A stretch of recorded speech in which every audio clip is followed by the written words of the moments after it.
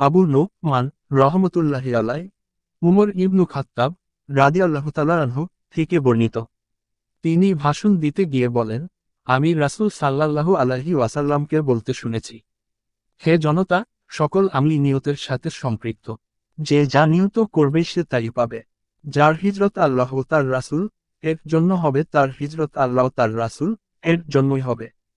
আর যার হিজরত দুনিয়া পাওয়ার জন্য বা কোন রমণীকে বিয়ে করার জন্য হবে, তার হিজরত সে জন্যই হবে যে জন্য সে হিজরত করেছেন।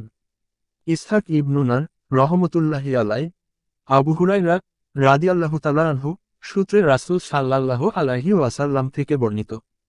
তিনি বলেন, বায়ু নির্গত হওয়ার পর না করা পর্যন্ত আল্লাহ তোমাদের কারো নামাজ কবুল করবেন না। মুহাম্মদ ইবনু আব্দুল্লাহ আনসারী রহমতুল্লাহি আলাই আনাস রাদিয়াল্লাহু তাআলা আনহু থেকে বর্ণিত। তিনি বর্ণনা করেন যে রাসূল সাল্লাল্লাহু আলাইহি ওয়াসাল্লাম কর্তৃক নির্ধারিত সাদাকা সম্পর্কে আবু বকর রাদিয়াল্লাহু তাআলা আনহু তার কাছে একটি ফরমান পাঠান। এতে লিখেন যে সাদাকা প্রদানের আশঙ্কায় যেন বিচ্ছিন্ন মালকে একত্রিত করা না হয় এবং একত্রিত মালকে যেন বিচ্ছিন্ন করা না হয়। ইসহাক রহমতুল্লাহি আলাই আবু হুরায়রা রাদিয়াল্লাহু তাআলা আনহু থেকে বর্ণিত। তিনি বলেন, রাসূল সাল্লাল্লাহু আলাইহি ওয়াসাল্লাম বলেছেন, তোমাদের প্রত্যেকের সঞ্চিত ধন যার যাকাত আদায় করা হয়নি, কিয়ামতের দিন তা হিংস্র সাপে পরিণত হবে। সম্পদের মালিক তা থেকে পালাতে থাকবে, কিন্তু সাপ তার পিছু লেগে থাকবে আর বলবে, আমি তোমার সঞ্চিত সম্পদ। তিনি বলেন, আল্লাহর কসম, সাপ তার পিছু ধাওয়া করতেই থাকবে। পরিশেষে সে বাধ্য হয়ে তার হাত প্রসারিত করে দেবে, ফলে সাপ তার মুখ গ্রাস করে নেবে। রাসূল সাল্লাল্লাহু আলাইহি ওয়াসাল্লাম বলেন, পশুর মালিক যদি তার হক যাকাত আদায় না করে তাহলে পশুকে তার পিছে লাগিয়ে দেয়া হবে।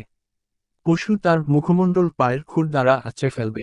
কোন কোন মনীষী বলেন, কোন ব্যক্তির কয়েকটি উট ছিল, এগুলোতে যাকাত ওয়াজিব হয়ে যাবার আশঙ্কায় যাকাত এড়াবার নিমিত্ত কৌশলের আশ্রয় নিয়ে বছর পূর্ণ হওয়ার একদিন আগের সমপরিমাণ উটের বদলে বা ছাগল বা গরুর বা মুদ্রার বিনিময়ে বিক্রি করে ফেলল, তাহলে তার উপর কোন কিছু ওয়াজিব হবে না। অথচ ইনি বলেন, যদি বছর পূর্ণ হওয়ার একদিন অথবা এক বছর আগেই উটের যাকাত দিয়ে দেয় তাহলে তার পক্ষে আদায় হয়ে যাবে। কুতাইবা ইবনু সাইদ রহমতুল্লাহি আলাই ইবনু আব্বাস রাদিয়াল্লাহু তাআলা আনহু থেকে বর্ণিত।